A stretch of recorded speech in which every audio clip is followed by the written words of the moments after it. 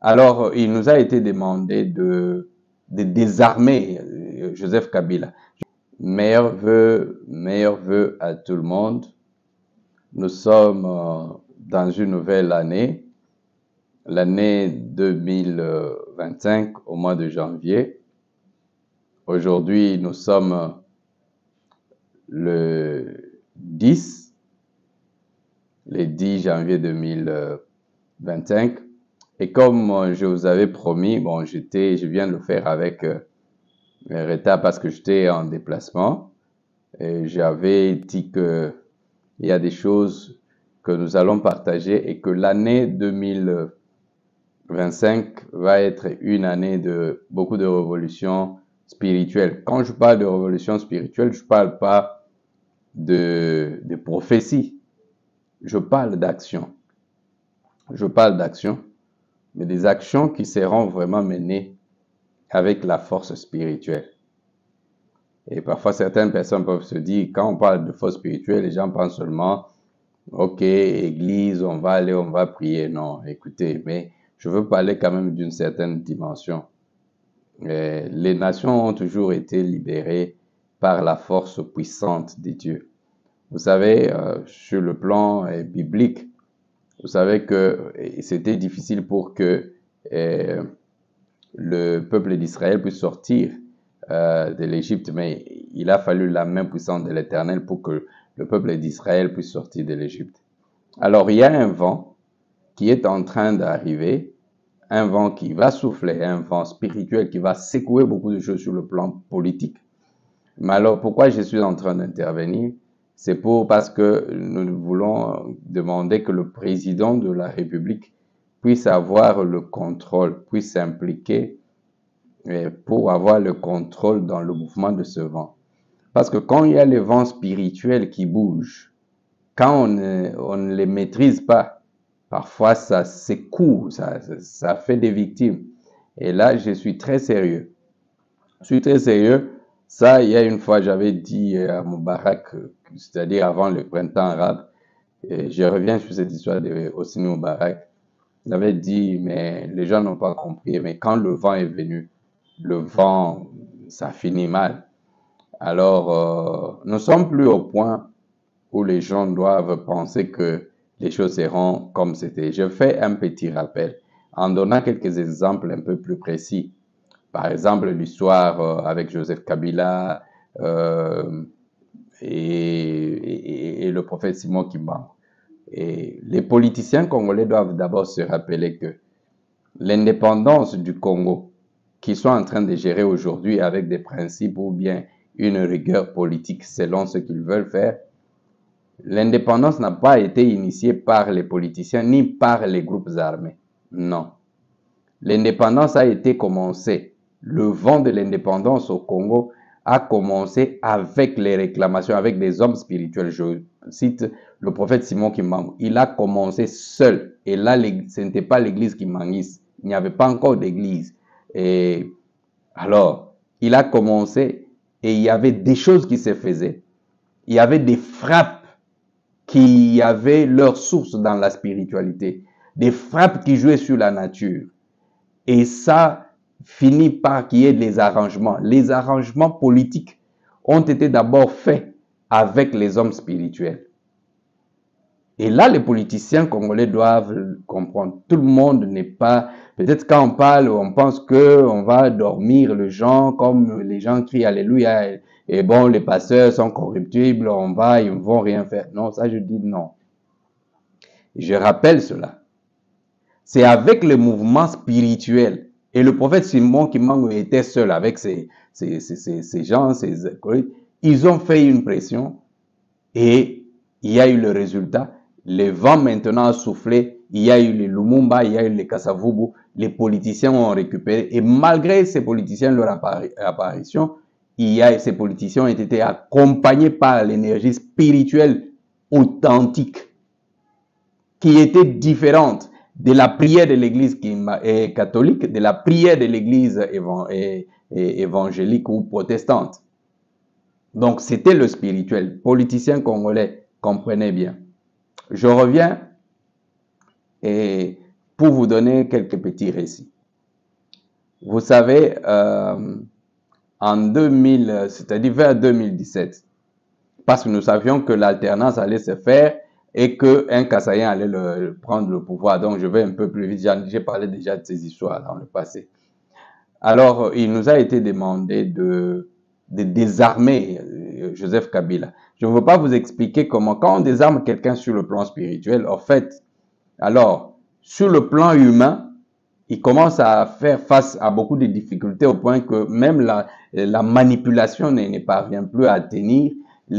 On souffle des énergies chez les opposants et les opposants commencent à trouver, c'est-à-dire on sent qu'il y a quelque chose qui monte. Et vous allez comprendre que c'est... alors, quand on a dit qu'on puisse désarmer Joseph Kabila, les messages, la réaction était que non, il fallait d'abord laisser Joseph Kabila dans sa force, parce que si Joseph Kabila était désarmé spirituellement pour gérer le Congo, c'est-à-dire le pays allait être dans l'insécurité. Il fallait laisser qu'il continue avec les choses. Alors, je vais vous expliquer pourquoi. Vous voyez, à l'époque, quand les prêtres ont lancé les trucs de cloches sonner, ainsi de suite. C'était toute une arme spirituelle très forte. Et voilà, comme il y avait déjà des instructions qui avaient été données, il fallait absorber l'énergie de ce que les prêtres avaient demandé, l'Église catholique. Et c'était pour permettre que Joseph Kabila, c'est-à-dire qu'on arrive à trouver quelqu'un qui allait donc assumer pour la volonté de Dieu. Je pense que c'est dans cette logique que le président Félix Tshisekedi, qui s'est aligné qui s'est engagé, je dis, qui s'est engagé pour accomplir la volonté de Dieu. Donc, c'est pour... Alors, le président Félix prend le pouvoir et quelques temps après, il y a eu des difficultés avec FCC, Cash, tout ça, ainsi de suite. Les gens de l'Est qui me connaissent, avec qui nous travaillons, nous sommes déplacés, nous étions à l'Est. On a vérifié pour savoir un peu comment les situations pouvaient être. Mais nous savions très bien que Joseph Kabila n'allait pas avoir la prédominance sur le président Félix Tshisekedi. Alors, à un moment donné, il y a eu les consultations. Et quand il y a eu les consultations engagées par le président Félix, je me rappelle l'affaire des abeilles. L'affaire des abeilles, en fait, ça n'a pas commencé d'abord contre le président Tshisekedi. Il y a eu un groupe de gens qui sont venus me voir. Je dis, bon, voilà, et on doit travailler. Et puis, bon, il y a des autorités qui sont au courant de ça quand c'est passé. Ils ont dit, bon, voilà, et on doit tout faire. On doit assiéger Kingakati avec les abeilles pendant 2 semaines. Pas de sortie, pas d'entrée. Et enlever aussi, c'est-à-dire, vous savez, la toiture des GLM, tout ça, ainsi de suite. Alors, oui, c'est sérieux. Donc, l'affaire des abeilles, là, ça n'a pas commencé là. Alors, je dis que non. Vous savez, si on assiège Kingakati avec les abeilles, et puis on enlève la toiture de GLM, tout ça. Ce n'est pas le jour, c'est pas avec les militaires, hein. Vous comprenez, ceux qui connaissent la spiritualité, ça c'est la spiritualité. J'ai dit, ça sera une déclaration de guerre parce que Kabila sera obligé de vérifier aussi. Ils comprendront que, et là, on aura ouvert une brèche pour peut-être qu'il accuse le président de ceci, de cela, et on allait lui donner l'occasion une passe en or pour vouloir se défendre et puis créer les désordres. C'est comme ça que cette histoire d'abeilles contre Joseph Kabila a été, quand je parle, les concernés qui me suivent, et qui savent bien de quoi il est question. Alors, on a évolué, c'est toujours de l'Est là, on dit, le temps est arrivé, il faut maintenant désarmer Joseph Kabila, spirituellement. Et c'est pourquoi quand je dis ces choses, c'est pour que les gens comprennent que au jour d'aujourd'hui, il y a des consultations, Joseph Kabila et tous les autres. Je n'ai rien contre Joseph Kabila, mais je pense que ignorer le spirituel, le temps est arrivé où nous devons, les hommes spirituels, je ne parle pas des religieux. La religion, c'est la tradition. Alors, je ne veux pas entrer dans les définitions. Je parle de la spiritualité, pas la spiritualité que non, on va voir ceci, non. La spiritualité qui décrète. La spiritualité qui décrète. Et dans ce pays, il y a la spiritualité qui décrète. Il y a des gens qui sont outillés. Hein? Il y a des gens qui sont outillés. Alors, on doit discuter. Je crois que c'est comme le temps de prophète Simon qui manque. Parce que n'est pas discuter avec les politiciens parce que le Congo doit entrer dans sa destinée, pas dans les complots, pas la destinée des complots. Le plan de Rwandais et leurs complices congolais, ça ne tiendra pas. Peu importe toute personne impliquée dans un plan secret de vendre le Congo aux Rwandais ou bien de faciliter des brèches aux Rwandais, ça ne tiendra pas. Ça va emporter et ces personnes et les Rwandais qui sont impliqués. Non, parce que là, je suis en train de parler, je suis très sérieux. Très, très sérieux. Et je crois que dans les jours à venir, je vais faire une conférence de presse où je veux dire des choses. Je ne vais pas dénoncer les choses, je veux dire comment les choses seront. On ne commande chez personne. Mais cette opération, je m'aurais demandé que nous allons le faire tous ensemble. Je viens d'une mission, comme vous voyez les images qui sont en train de défiler là. Lors de la conférence de presse, je veux dire, c'est sur cet agenda que nous allons tous marcher. Et ce n'est pas pour rien. Et les gens ne vont pas dire qu'on ne fait pas. Vous voyez, j'étais dans le Mbandaka à l'Équateur et des choses que je trouvais, les autorités de Mbandaka, les autorités des Chouapas surtout, vous ne pouvez pas abandonner la population. Les animaux ne peuvent pas être plus importants que les êtres humains. Il y a beaucoup de choses. Je pense que je ne veux pas dénoncer certaines choses pour le moment, mais lors de la conférence de presse, je veux le dire. Et certains rapports seront transmis, ou bien presque si ce n'est pas encore transmis, à qui de droit, à la hiérarchie, et où on trouve, et je pense que, en tout cas, le général Tchoué, je vous salue, il y a un paquet pour vous. C'est-à-dire, je ne veux pas dire pour ne pas donner l'occasion, je vous l'ai déjà envoyé sur WhatsApp. Donc, c'est tous ceux qui montent des coups et contre le président de la République pour suyer, amener l'affaire du sang. On est obligé. Ce n'est pas par rapport au président Félix, mais c'est par rapport à l'agenda qui concerne le Congo. Alors, je suis en train de dire, tous ceux qui sont dans le coup de voler l'argent du pays et puis suyer ses pouvoirs, le temps de vous repentir est arrivé. Le temps de vous repentir. Je vous parle comme l'époque du prophète Simon Kimba. Sinon, nous allons appeler le pouvoir de la terre, le vent, le feu, l'eau. Hein? Ça va vous combattre. Et si dans ce pays, il y a encore des féticheurs ou des chefs coutumiers qui sont en train d'utiliser leurs fétiches pour soutenir les détracteurs du peuple congolais, pour suyer le pays, suyer le pouvoir, en tout cas, vous savez que vous n'êtes pas dans la volonté de Dieu. Vous allez être des victimes. Vous allez succomber. Et vous, et vos protégés. Vous allez succomber. Ce n'est pas... Parce que vous savez que le vent spirituel n'a pas besoin d'armée humaine. Le combat de Papa Simon Kimbangu était un combat pacifique. Non-violence. Mais ça agissait. C'est comme ça que nous sommes allés à l'indépendance. Alors, je crois que ma demande est adressée au président de la République. C'est-à-dire considérer notre appel, parce qu'au jour d'aujourd'hui, personne ne pourra dire que c'est parce que nous cherchons ceci, nous cherchons cela. Et tout ce que nous faisons, si ça nous coûte. Mais je m'aurais demandé, parce que le peuple congolais, nous devons le faire ensemble. Je lance l'appel, l'affaire de conférence de presse. On a dépensé déjà beaucoup d'argent dans le truc.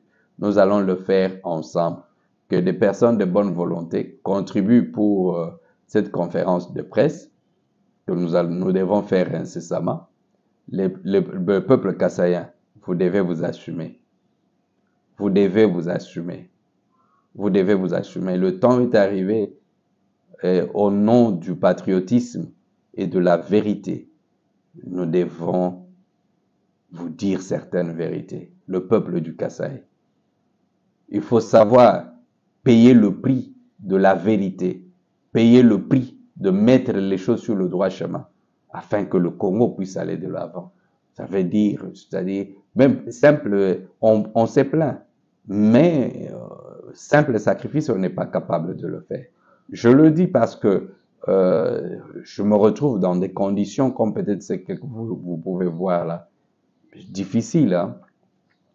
Mais tout ça, tout simplement parce que, il faut protéger le pouvoir. Protéger, le pouvoir, c'est par rapport au Congo. Mais retenez qu'on ne va pas supplier quelqu'un. L'affaire de la guerre de l'Est, ça va dépasser ceux qui ont commencé cela. Je ne peux pas, à ce stade, je ne peux pas dire beaucoup de choses. À ce stade, je ne peux pas dire beaucoup de choses. Ça va dépasser ceux qui ont commencé cette guerre. Et du côté des Nanga, et du côté des Congolais. Donc, je ne peux pas entrer dans le détail, mais les concernés comprennent. Alors, ceux qui font des concertations politiques, en tout cas, l'avenir du Congo ne sera plus le même. Nous serons à la montagne. Vous pensez que vous contrôlez tout, peut-être vous contrôlez des pasteurs, vous contrôlez les églises. Mais non. Si la justice du monde ne peut pas vous atteindre, mais la justice spirituelle peut atteindre n'importe qui. La nature collabore avec ceux qui sont dans la vérité. Et la nature va parler. Alors, par rapport à ce vent, je demande vraiment que le président de la République puisse arriver à être dans le contrôle du vent. Il y a des choses qui vont se passer. Il y a des choses qui vont se passer. Parce que vous savez, quand on arrive déjà à mettre d'accord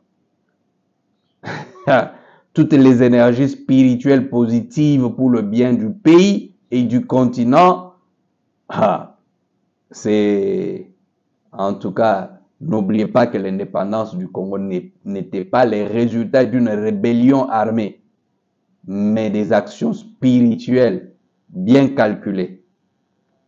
Et si vous nous voyez, on montait, on descendait, certains journalistes me disent, tu vas où? Pourquoi tu es en brousse par-ci, par-là? Les autorités du Tchouapa, je serai avec vous je veux parler de vous. Mais j'ai conclu en disant que le président de la République puisse demander au ministre de Mines d'envoyer des experts dans la réserve vers le Tchouapa, vers Bomanga. Il y a les minéraux que les gens sont en train d'exploiter. Il y a le mercure, le diamant, l'or. Ceux qui sont là pour dire qu'ils sont pour les animaux, mais c'est-à-dire ces étrangers qui viennent, ils font autre chose. Et la population dans le parage souffre énormément. Il y a 4 espèces qui sont protégées, mais on interdit à la population donc de toucher à tout le reste. Ils vont vivre comment? Parce que ce sont des forestiers, ils vivaient de la chasse, au moins. Alors, quand ils ne parviennent pas, ils sont assassinés, ils sont tués, ils font, c'est-à-dire les exactions intouchables.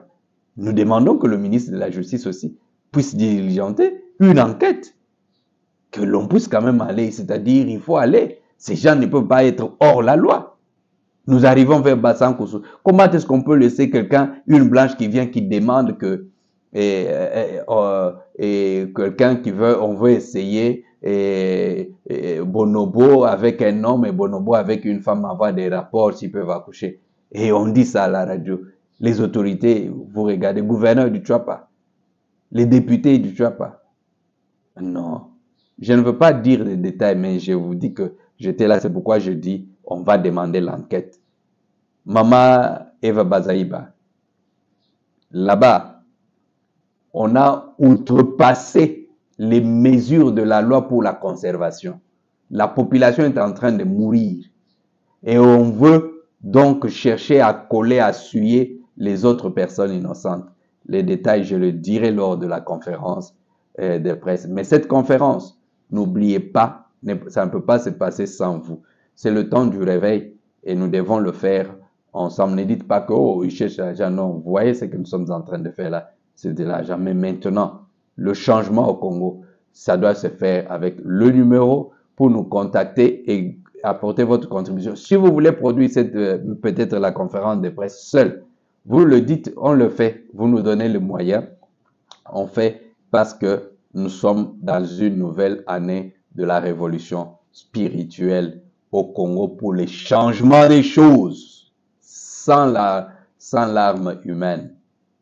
Politiciens congolais au niveau, c'est un autre niveau. Soyez bénis tous.